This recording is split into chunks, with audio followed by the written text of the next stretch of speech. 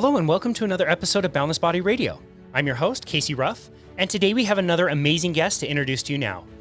Dr. Campbell Murdoch is the co-founder and medical director of Health Results, a preventative healthcare organization focused on metabolic health. He is a general practitioner in the southwest of England. He has a special interest in metabolic health. Dr. Murdoch is also a quality improvement clinical advisor and trainer for the National Health Service Sustainable Improvement Time for Care program in the UK. He is also a clinical advisor and entrepreneur for the Royal College of General Practitioners. He believes in assessing and addressing the root causes of poor health and empowering people through knowledge and support. His portfolio of roles range from general practice to health and well-being services for organizations and businesses. His wider interests include large-scale change to address the global poor metabolic health and type 2 diabetes epidemic.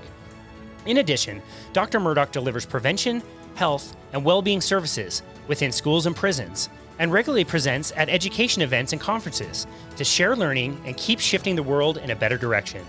Dr. Campbell Murdoch, what an honor to welcome you to Boundless Body Radio. Thank you, Casey. An absolute honor to be speaking with you today. We're honored to have you, man. I need just a little bit of your optimism. I know a lot of your work is working with large-scale change of metabolic health. And man, I'm a bit pessimistic about the direction we're going. I feel like I can work with, one person and help them, achieve better metabolic health. But to be able to scale this up, man, what an undertaking you're pursuing. Wow. Yeah, no, it's an interesting time we're at, isn't it? Because we know the size of the scale of the problem, and we know the drivers of what's causing this problem. And it's got so bad, really, that it's having a huge impact on many individuals' lives, but it's actually starting to collapse society. And for example, this kind of COVID pandemic and the issues that people with poor metabolic health have had, and the higher risk with COVID, just as one example. Add on to that my work as a general practitioner. So I qualified as a GP in England in 2007. A job I've always wanted to do and love, but you find you're just on this production line, 10, 15-minute appointments, pushing people through, and it's busy. But then the trouble is, once your eyes open to actually perhaps 50% of what's coming in the door is either directly caused by poor metabolic health or is being compounded by poor metabolic health, that actually you just have this decision to make. Do you suck it up and keep the production line running fast, or do you think actually let's try and address the root causes? So it's it's not really a choice, is it? It's got to be done, because otherwise the other effort kind of ends up a bit futile. You're climbing a mountain that's ever getting bigger. Yeah, that's a good way to say it. I was just thinking in my mind, it's like it feels like we were all like rowing around on a boat on a lake, and then we needed to row upstream on the river, and then we lost the paddle, and then the boat is about to capsize and hits a rock. Like, this is a hard battle to fight. It is, but probably again, much of what you do, it's something I've always been interested in, is maximum output per unit energy input. And actually, if you're seeing somebody, if I'm seeing a patient and you're patching them up and you're giving them a medication to fix them for a month, it might have got them out the door, but that unit of energy has had hardly any actual true benefit. So it's a case of where can you use that same unit of energy and have a bigger impact? And I think what we are now seeing is the system is ready for it. So certainly my awareness in this field over the last 10 years has been we're trying to smash paradigms, and that creates kind of troop mentality and battles, and huge amount of energy goes into battling. But you're helping one-to-one. There's nothing better than dealing with people on a one-to-one level, because you see the reality that no academic paper will ever show you. Yeah, totally. And that just keeps you going, doesn't it? You're on the right track. This has got to be done. And then, over the last 10 years for me, it's been looking how can we change this system, in the various roles I've had as part of kind of commissioning for health services, and linked to the Public Health England, the national body for public health in England. You kind of start to understand how they work and think, actually, this is in everyone's interests. In the UK, we have the National Health Service, which is there's a kind of a fine budget to provide care for people. And the constant game is how many we need to make savings this year. We need to make savings. I think, right, Wow. we can make savings and improve health. So you think it's a no-brainer. You think it should, in theory, be an absolute no-brainer, but it's like, go back 5 years and it was a tough battle because of shifting paradigms. Whereas now there's a sea change happening, I think, and through the hard work of lots of people. But I'm feeling, I think I'm feeling really hopeful, and I think the art now is working out not how to battle to get the changes happening, but actually just how do you trailblaze the paths that need trailblazed to create these large scale systems that actually make a difference. Wow. Yeah, that's amazing. That's so well said. I'm already feeling a little bit more optimistic. I so much respect people like you who decided to take kind of a different path. I don't blame any doctor who stays in the system. I mean, it's your livelihood and it's what you committed so long to do, and you were taught a certain way, and it's a real challenge. I would love to hear your own personal story. You know, when did you know you wanted to get into the medical industry? What did you want to do? How did those things come about in your personal life?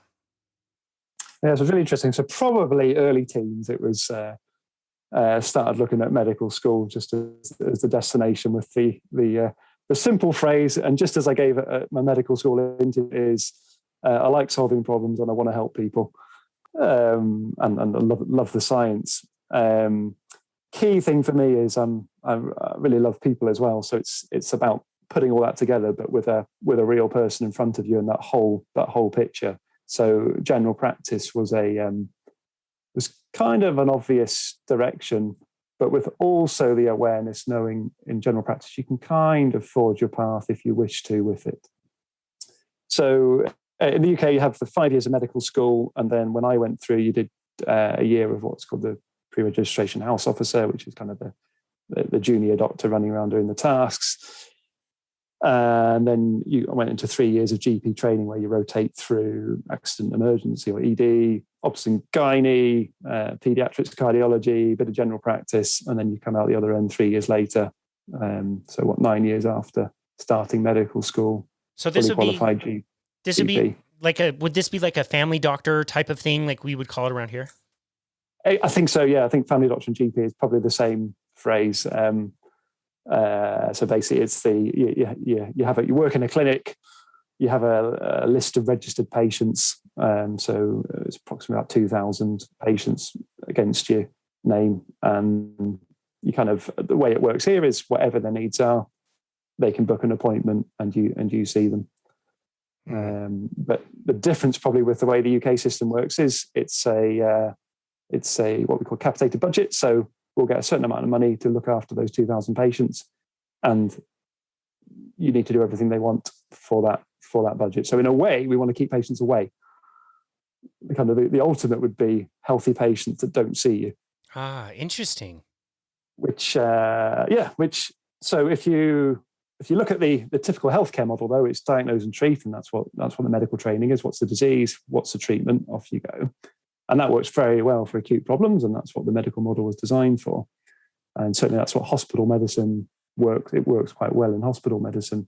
But actually, and as you all know, metabolic health problems, once you become aware of the symptoms that people are presenting with, or the conditions such as type 2 diabetes, having this root cause, you can't not see the futility of trying to kind of stick a cork in the pressure release valve that's blowing. As I can sometimes see type 2 diabetes, this blood sugar is shooting up because the pressure of the container is about to blow, so it's trying to find a way out, and using drugs to try and pop a cork in that is you kind of realize doesn't work.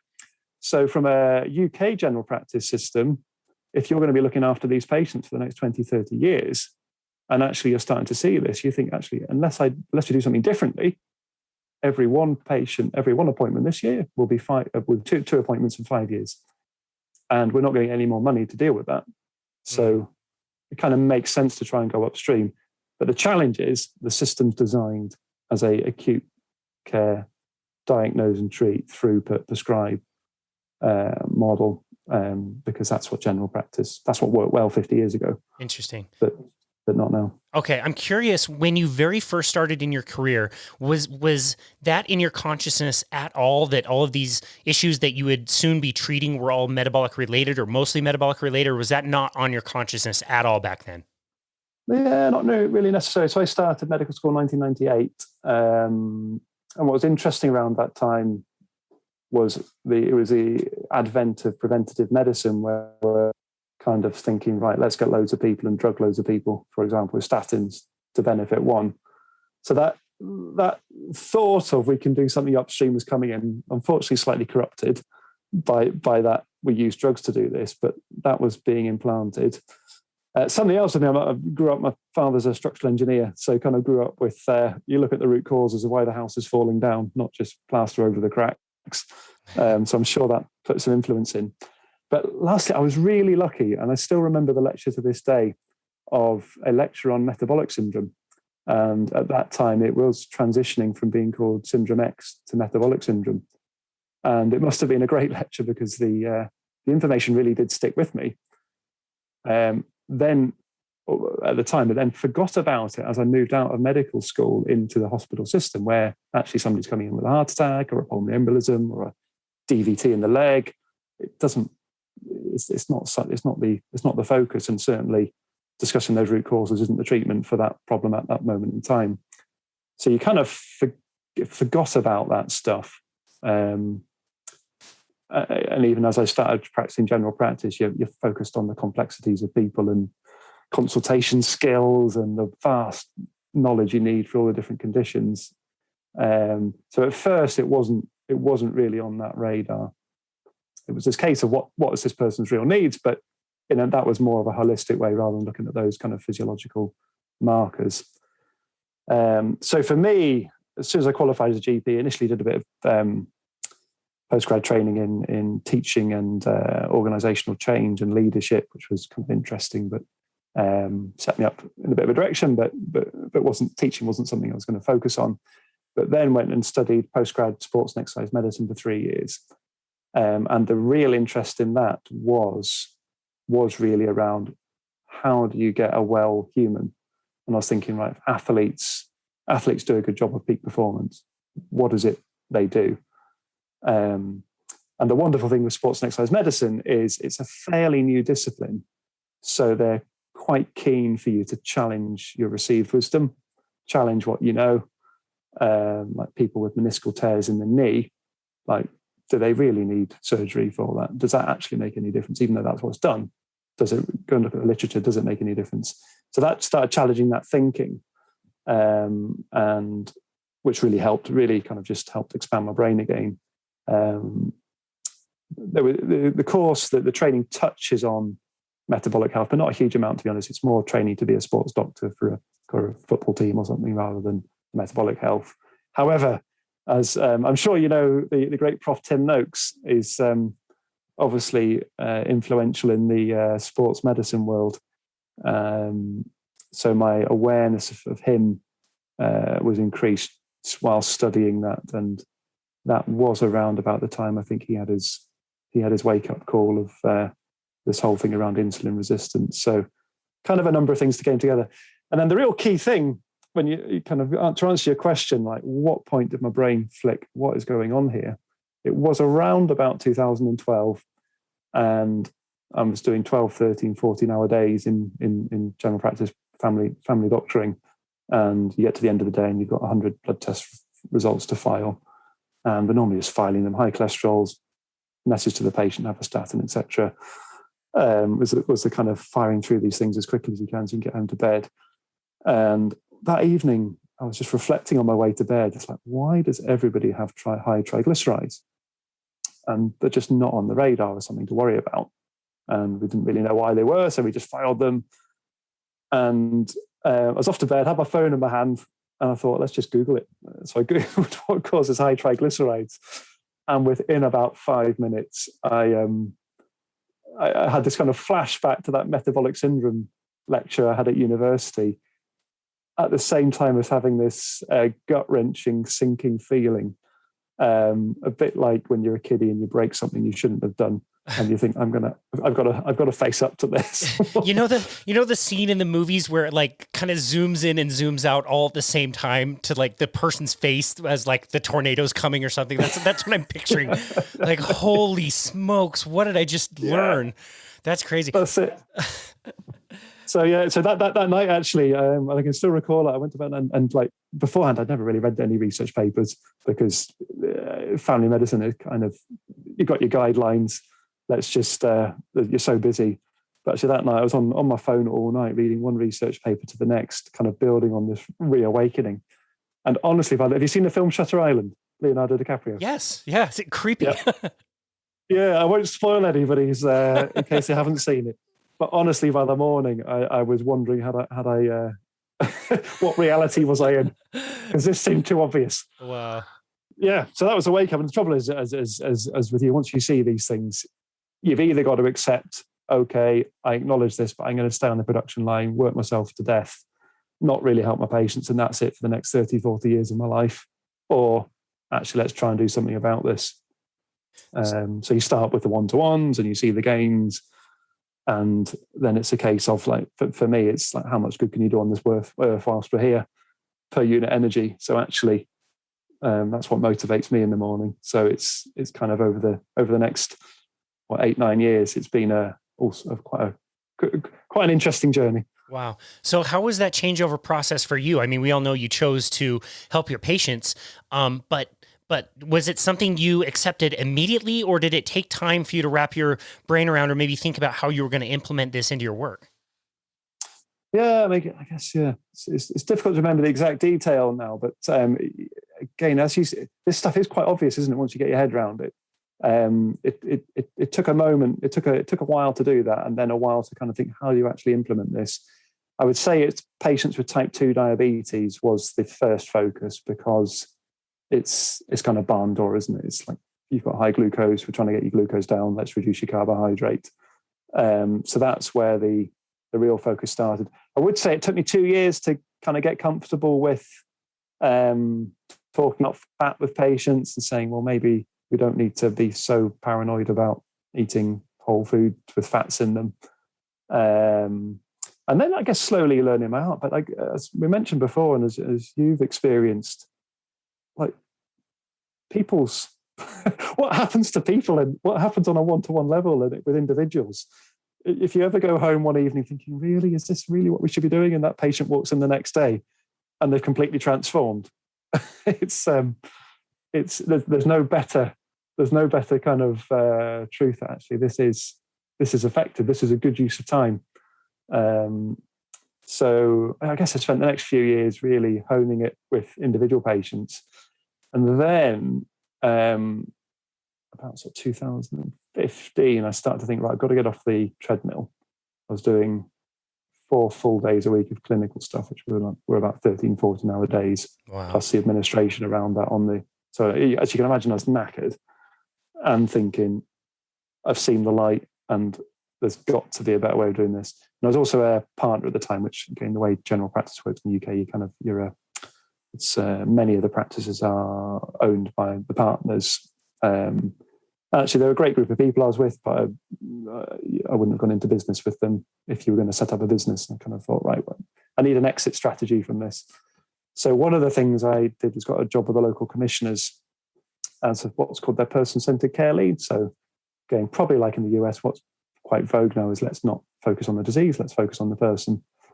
It used to be called patient-centered care, but now it's person-centered care. So like what matters to the patient, and let's do that. Which was really interesting. It started getting me involved with the commissioning and the managers and the people that control the budgets. But as you can imagine, I thought I couldn't keep quiet. So it ruffled a few feathers and it just didn't fit with how the budgeting structures worked and things, but made quite a few allies within that system. But kind of was quite a good learning curve as actually how to work with larger groups of people and the bureaucracy to actually make change happen and what not to do. It's so crazy that that's even a thing. Patient-centered care. Like, what would I get more business if I started a restaurant and said, like, if you come to my restaurant, you can order anything off of the menu that I offer. You can choose whatever you like, unlike every other restaurant where they make you eat whatever they're making that day. That's so ridiculous. It's really crazy, isn't it? I was speaking to somebody from retail the other day and was kind of reflecting that, like certainly in the UK, the idea is you don't want patients. So you're going to do everything you can not for the patient not to come to you. Wow. Whereas obviously it's a completely different situation and I think, build into that the historical doctor knows best, that probably that mild anxiety of not wanting to show all your cards because actually it's a complicated subject that you're always going to have issues with. But the patient-centered care, person-centered care thing, it's very much like I don't know if you've seen the film Patch Adams, but if you focus on the person, focus on what does he say? Focus on the disease. Sometimes you win, sometimes you lose. Focus on the person and guarantee you'll never lose. Which is a really nice model, and it's very much what was needed. But what I got to with that is I ended up finding I was wasting loads of energy, like absolutely. There was like millions of pound budgets they wanted to save, but this wasn't on the radar.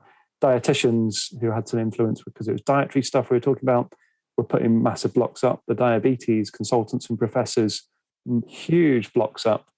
And as far as these commissions are concerned, they obviously have to be fairly agnostic as to who they trust and believe. So it was kind of there were barriers all over the place. So for me, I thought, right, screw this. Let's go for ground up. Why am I asking for permission? So with some fantastic colleagues and a really good health coach I work with, we just set up town hall events around the county I worked in. And they were free events. We got a tiny bit of sponsorship from places just to pay for a little bit of food, a bit of low carb food. And we just put on talks. And most of them had between 50 and 100 people come along. And we just kind of went through the science, went through what's possible, often got a couple of patients to come and speak. And I thought, let's just raise awareness of people need to know this stuff, and let's stop asking commissioners to help.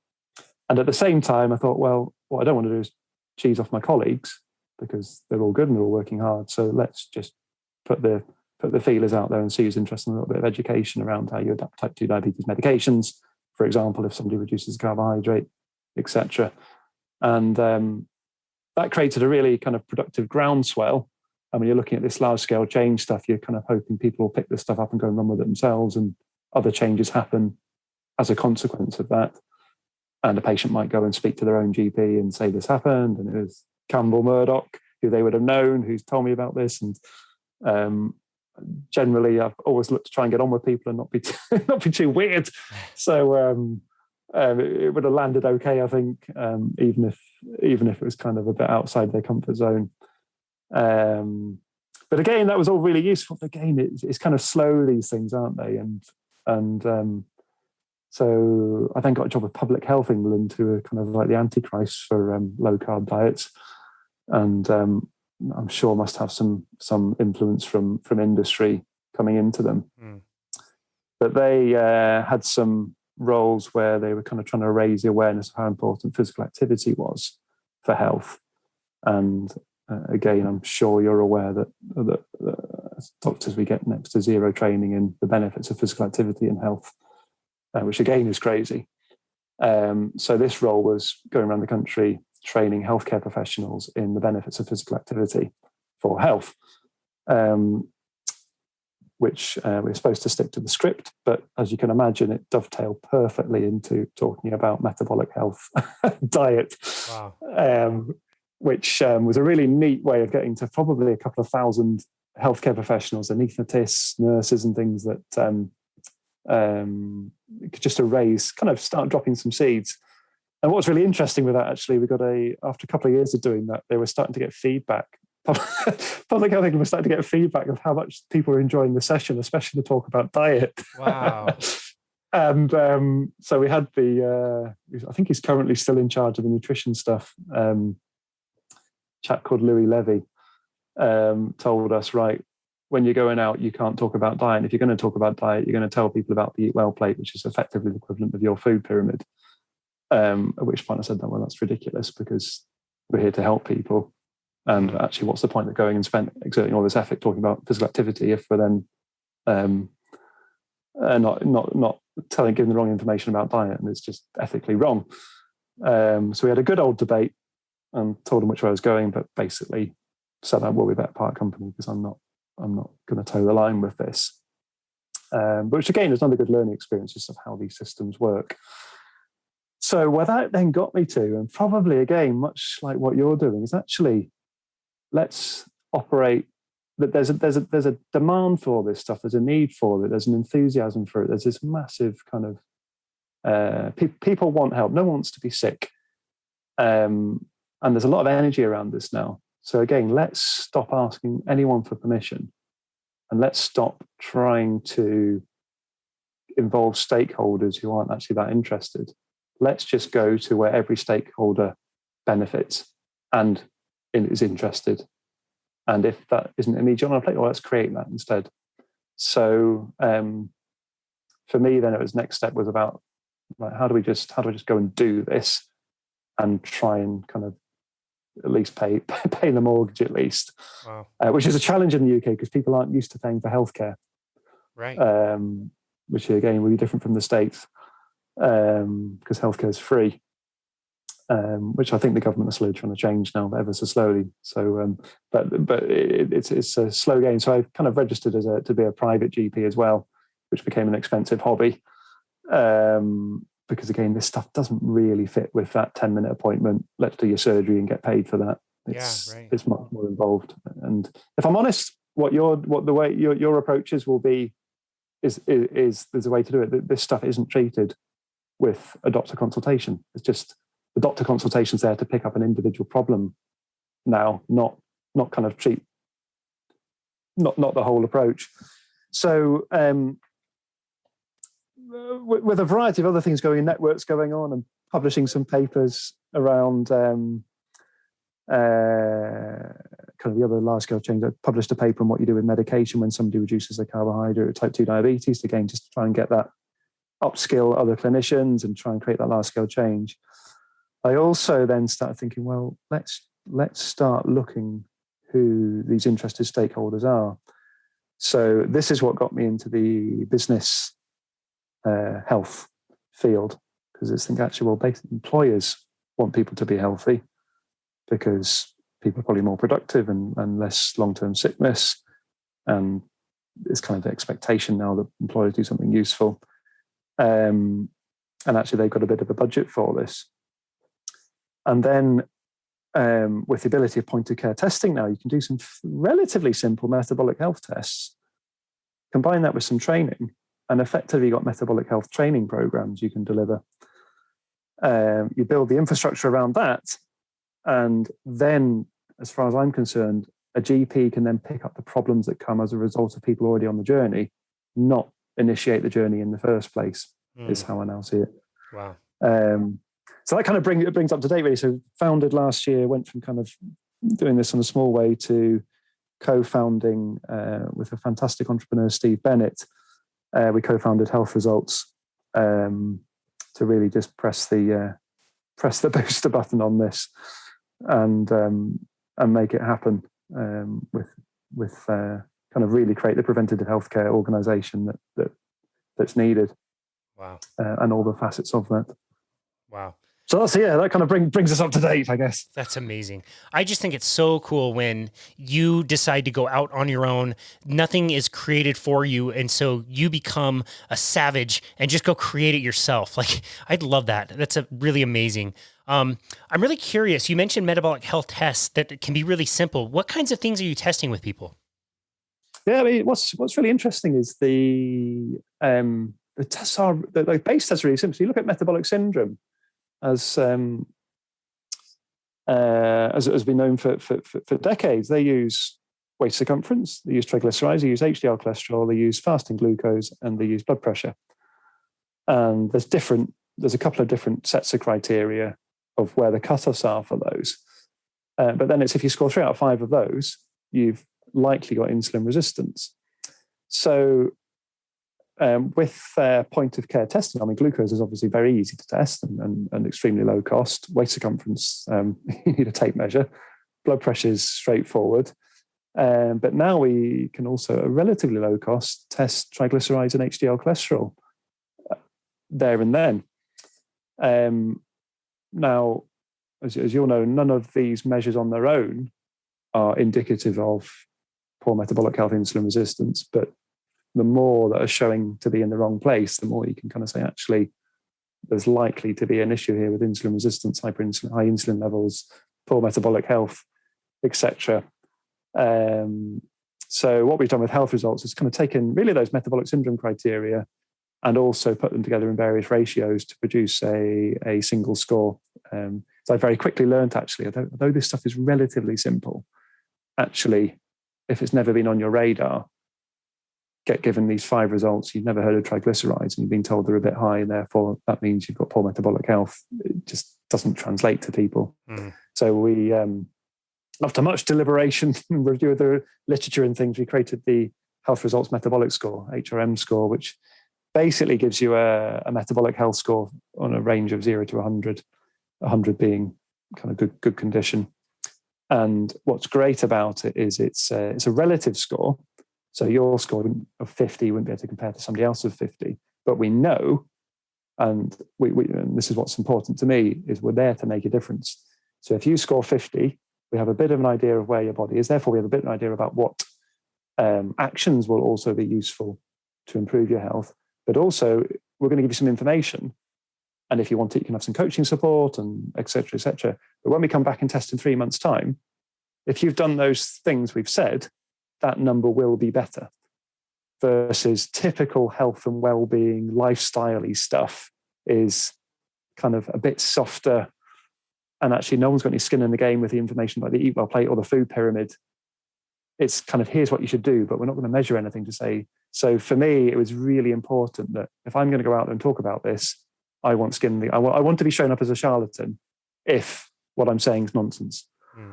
However, if what I'm saying works, plus we find the right ways to support people actually to make change, we will see this number improving, which is good for the individual, as well as tying that into what their personal goal is, as well as certainly for organizations. They obviously want some sort of objective data where they can get it.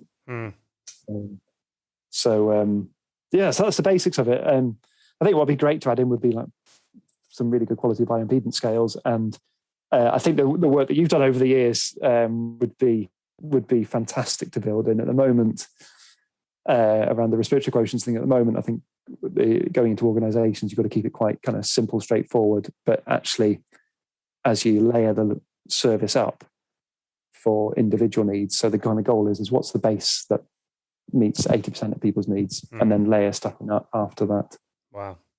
Wow, man. Well, on behalf of the United States of America, you're very welcome for the food pyramid that we've been shoving down everybody's throats for the last 30, 40 years. You're welcome. Hope you got your 6 to 11 servings of whole grains today, buddy. It's incredible, isn't it? It's incredible. Amazing. I grew up on that, man. Like, oh, yeah, terrible. Me too. Flapjacks made from sunflower margarine. Oh, gross, gross. I always slept like right in the middle of first period. It was weird. I have no idea what happened. So the thing you're describing is so interesting. It's actually very similar to a program that I was doing at the gym I was working with, where we were trained to prick people's fingers. We would take just a little bit of blood, and we would be able to give them a lipid panel, a standard lipid panel. And those are some of the numbers that are on there. You mentioned glucose, you mentioned triglycerides, you mentioned HDL cholesterol. A lot of people get lipid panels done and they get really confused about what things are and which it was important and which isn't. So I'd love for you to comment on those 3 markers. Why are they included, and what even are they? Like, what is a triglyceride? Yeah, sure. So we'll start with glucose, because that's so I think in your units, milligrams per deciliter, and you want your blood glucose below about 100, I believe, is about the level. So glucose is obviously sugar. It's a sugar that's in our blood.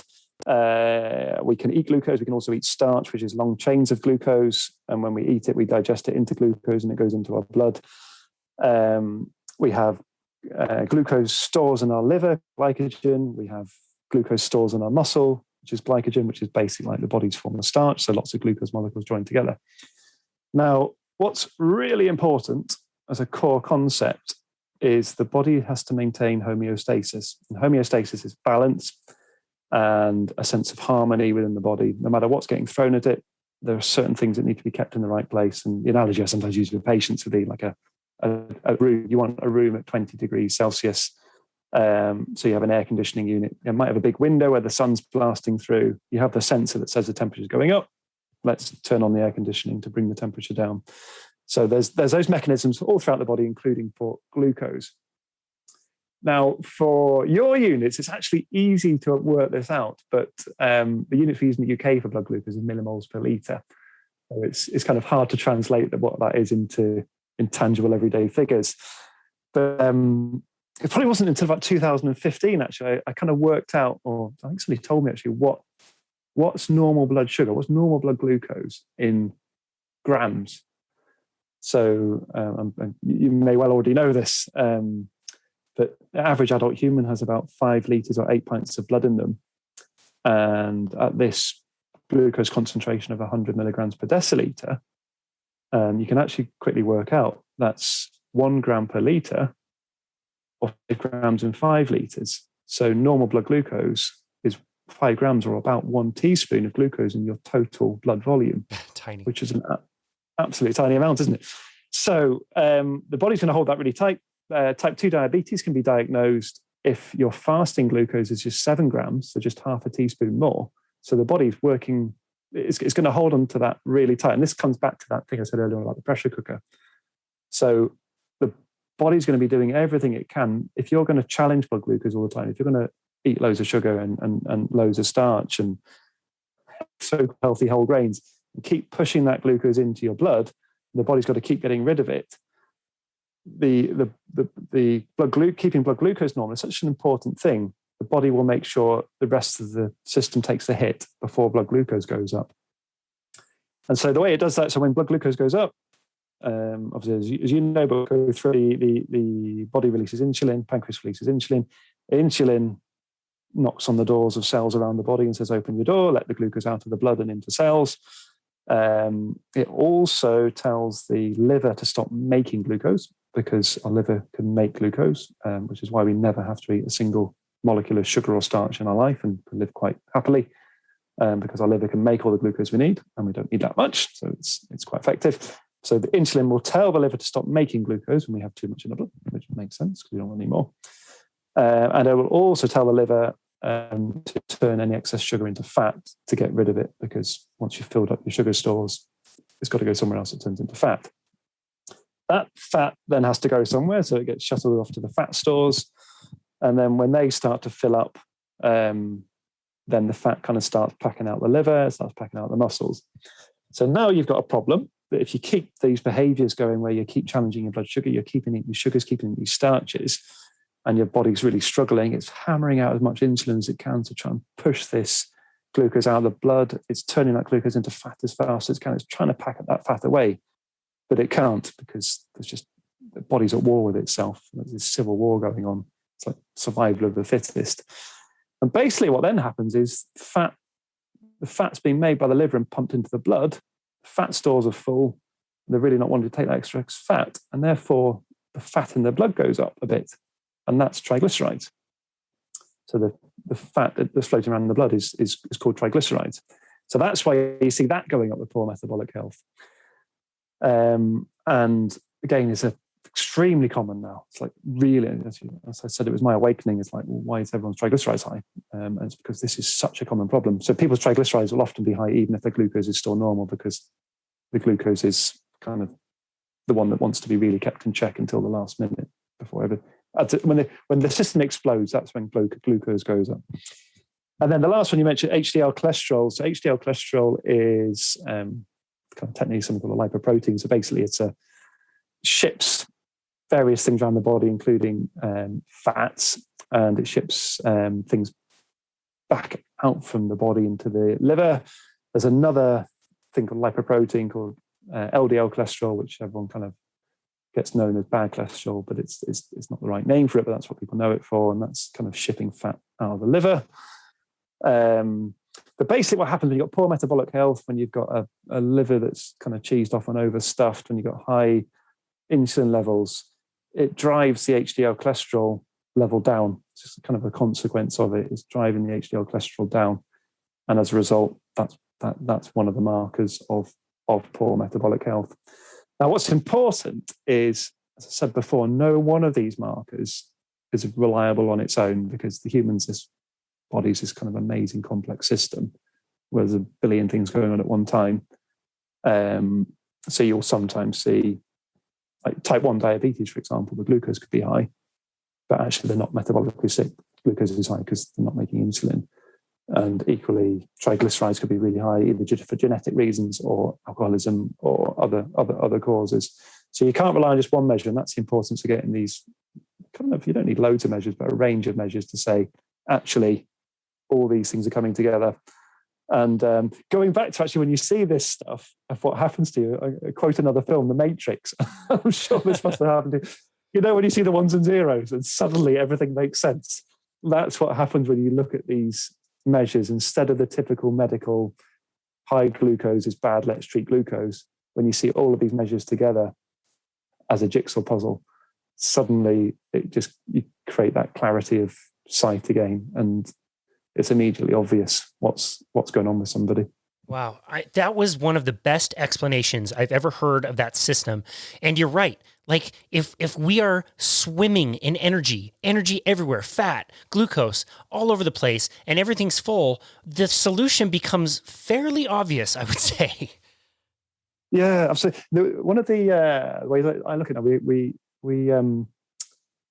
phrase I use, we've got hierarchies of homeostasis.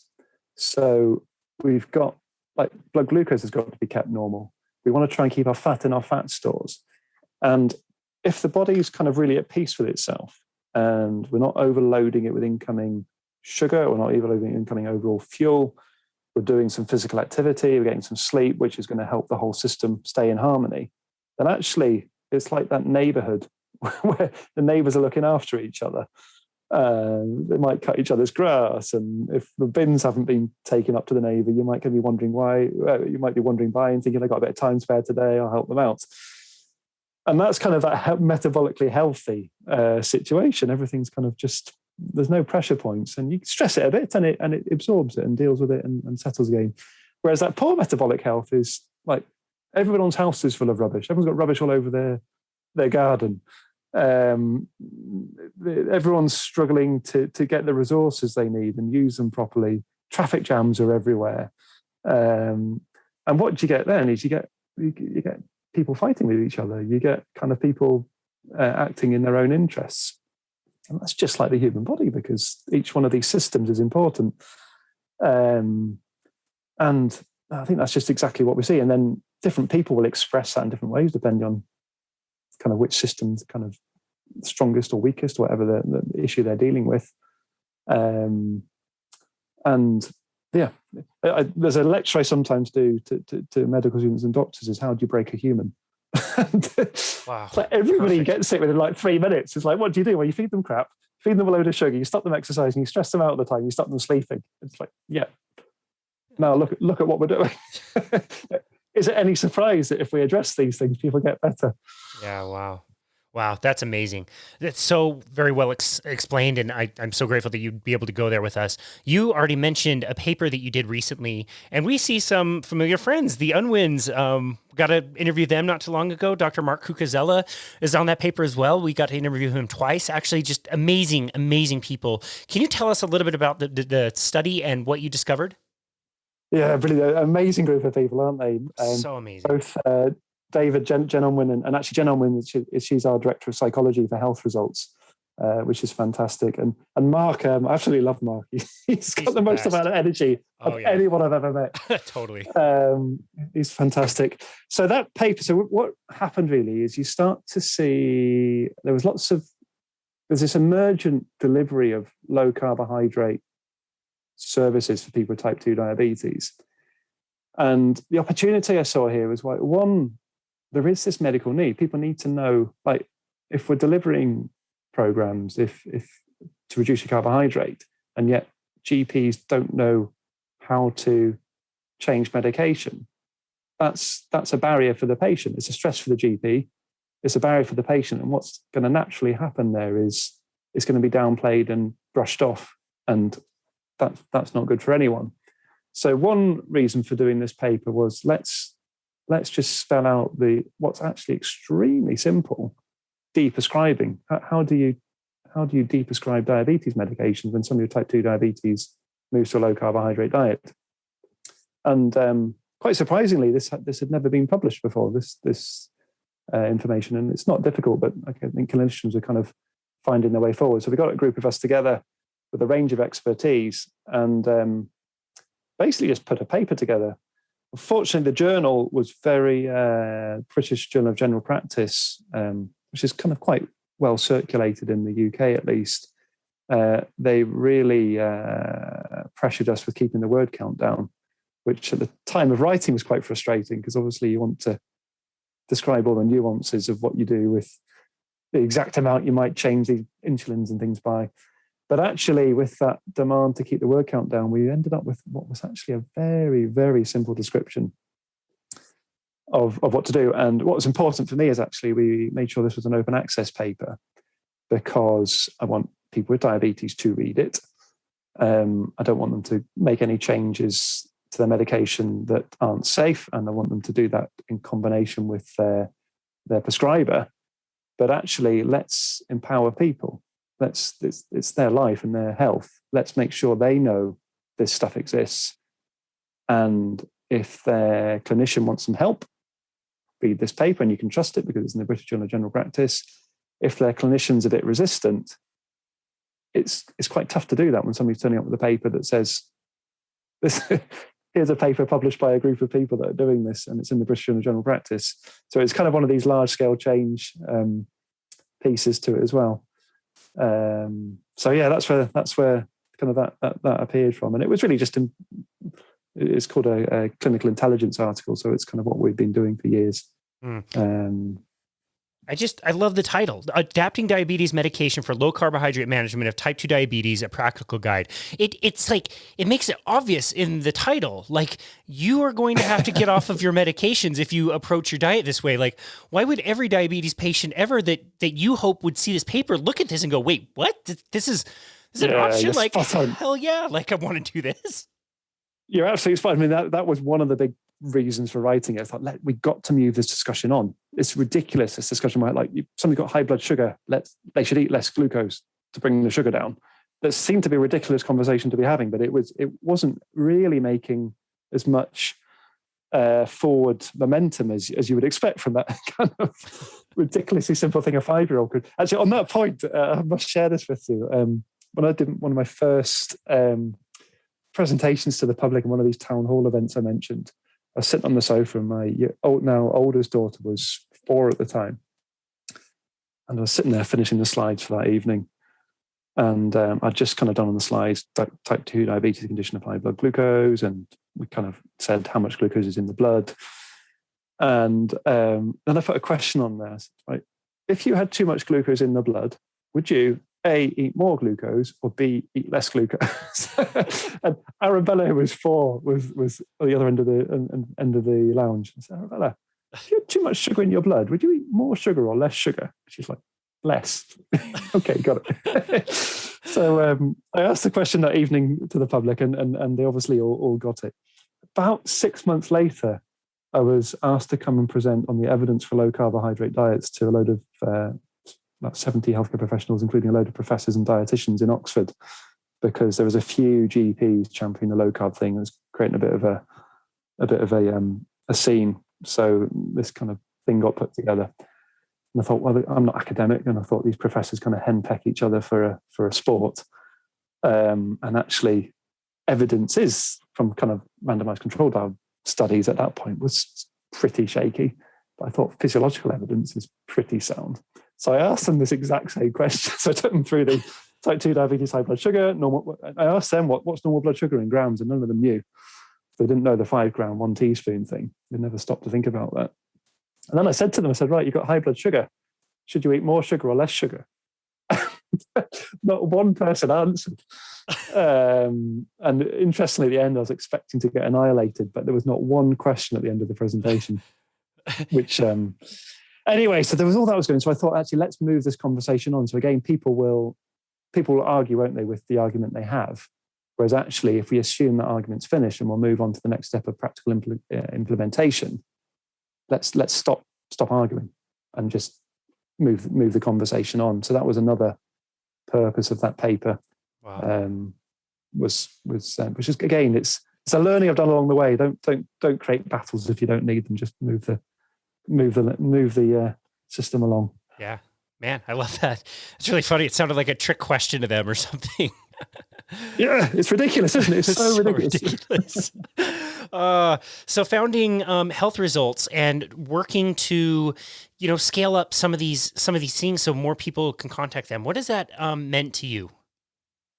Yeah, it's amazing. So I mean, this is important stuff, and like what you're doing. We know we can help people. We know we can make an enormous difference to people's lives as individuals. We know with that we make a difference to communities' lives. We've got a social care crisis where people are too sick and there's not enough carers and they can't be afforded. We've got healthcare services that are collapsing. We haven't got enough money for child mental health services because all the money is going on treating chronic disease. So this problem has got to be solved, and almost everyone's a winner. But the challenge is, how do you do that? So for me, this founding of Health Results is just, to be honest, it's a dream come true. We've got some clean investment where the whole focus is going on actually how much impact can we have on people, making a sustainable business, but equally it's about impact, not filling investors' pockets. And actually what it's enabled is, as I've mentioned right at the beginning, this problem is not a problem that should be being dealt with in a GP consulting room. This problem is something that needs that, again, like much of the stuff you do, we've got to start with people's goals. What matters to them? What are they eating? What's their physical activity? What's their day routine? How are they sleeping? Support them on that journey. I would say people need awareness, knowledge, and support.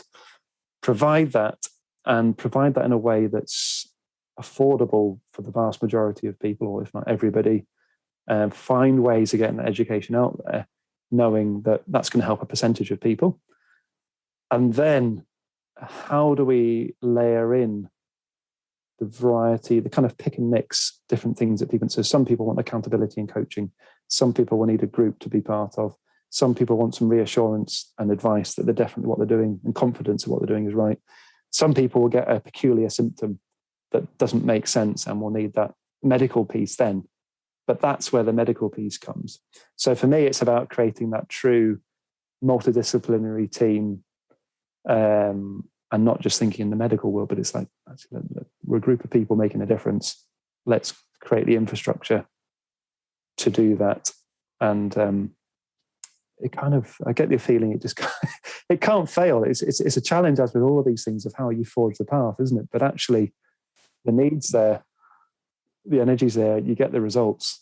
It's as long as you stay true to your mission, it's good fun. Wow. It's just so amazing and inspiring. And I love the positivity and just understanding that this change will happen.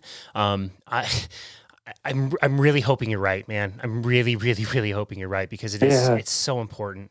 It's so critical. It's never ending. It's never ending. It is never ending. Yeah. Again, the way I see it, do nothing. There's always going to be bad stuff in the world. Do nothing.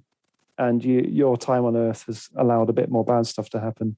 Do something, and we can pull the tug of war a bit in the right direction. And that's the way I see it. It's how do we just keep pushing in the right direction? That's amazing. Are you familiar with the starfish story? Yes. Yeah. Tell it. Yeah. So for the listener, we've told this once or twice before, but just for the listener, so there's a big storm, washes up all the starfish from the ocean, and they're all on the beach, and basically they're all going to die. Like, there's no way for them to get back in the ocean, and they're all going to dry up and die. And there's a little girl on the beach who's taking the starfish one by one and throwing each one individually back into the ocean. And somebody sees her, an old man sees her, and it's kind of like curious about what she's trying to do.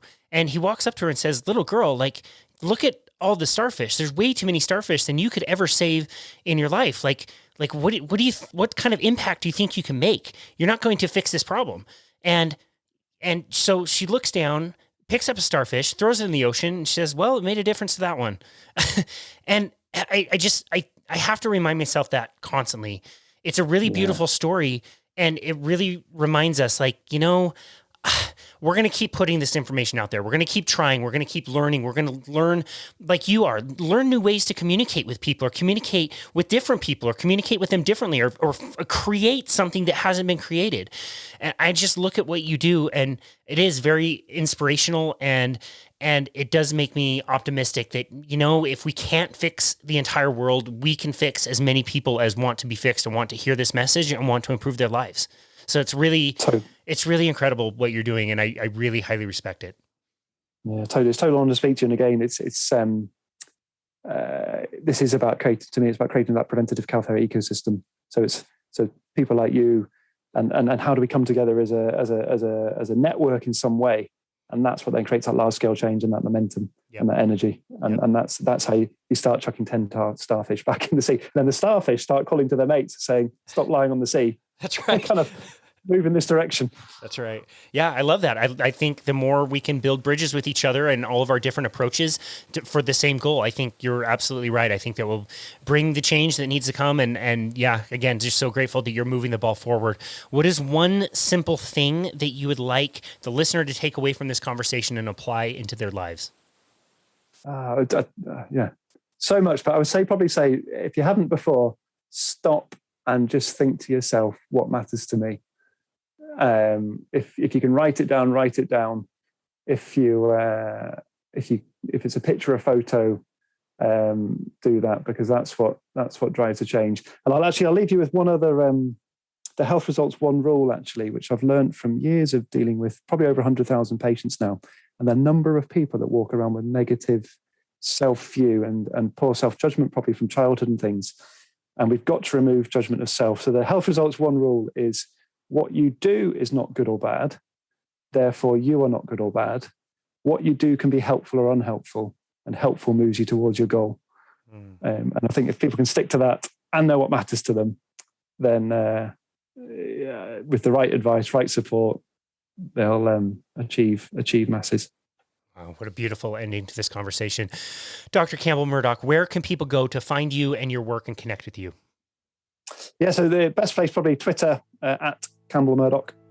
And there will be very shortly a new healthresults.com website being launched probably within the next week or two, which we're hoping to, over the next 6 months or so, really fill out with lots of free information. But one of our beliefs is people should have access to reliable free information. But Twitter's the easiest place. Okay, great. We'll link to the Twitter today, and as soon as that website has been launched, we will link to that as well. Dr. Campbell Murdoch, thank you so much for everything that you do. We're so grateful for your passion and your belief that we can create change, and we're so grateful that you're finding ways to do it that haven't been done before. And man, it's really inspiring. It really is. And we're so grateful for all of your work and for coming on to our show today. We really appreciate it. Thank you, Casey. Great to speak to you, and look forward to speaking again. Absolutely. We'll stay connected. And this has been another episode of Boundless Body Radio.